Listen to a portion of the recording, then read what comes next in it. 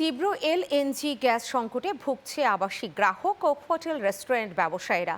কলাবাগান, ধানমন্ডি, মোহাম্মদপুর, মিরপুর, বাড্ডা সহ বিভিন্ন এলাকায় বিকল্প হিসেবে সিলিন্ডার এবং ইলেকট্রিক চুলায় রান্না করছেন সবাই। এতে বাড়তি খরচের বোঝায় বিপাকে সাধারণ মানুষ। আলনোমান জানাচ্ছেন বিস্তারিত। সপ্তাহখানেক ধরে গ্যাস নেই মিরপুর ১৪ নম্বরের এই গৃহিণীর ঘরে। সকাল ৬টা থেকে রাত ১২টা-১টা পর্যন্ত জ্বলে না চুলা।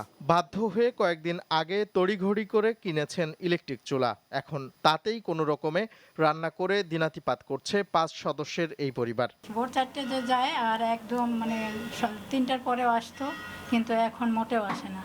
কোন সময় থাকে এটা যখনই চুলা দেই তখনই জ্বলে না, নির্দিষ্ট যে কখন মনে হয় রাত্রে আসে। শুধু মিরপুরের এই এলাকাটি নয়, মোহাম্মদপুর, ধানমন্ডি, বাড্ডা সহ পুরো ঢাকা জুড়েই তিতাসের গ্যাসের লাইনে গ্যাস পাচ্ছেন না গ্রাহকরা। তবে ঠিকই দিতে হচ্ছে তিতাসের নির্ধারিত বিল। সারা বছর এভাবে থাকলে তো কিভাবে চলবে? মনে করেন যাদের টাকা আছে তারা চলবে, আর যাদের টাকা নাই তারা তো কারেন্টের বিকল্প সিলিন্ডার, গ্যাসের বিলও তো ধরেন মাসে মাসে ২০০ টাকা কেটে নিতেছে না।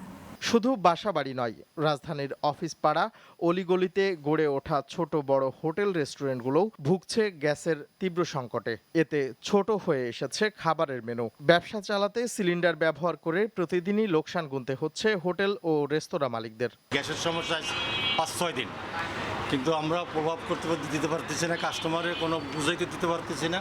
গ্যাস এলপি গ্যাসগুলো বাইরের থেকে আমরা কিনা সাপ্লাই দিতে। গ্যাস সাপ্লাইয়ের পাইপলাইনে আকস্মিক দুর্ঘটনার পর থেকেই মূলত দেশ জুড়ে গ্যাসের যোগানে চরম বিপর্যয় ও ঘাটতি দেখা দেয়।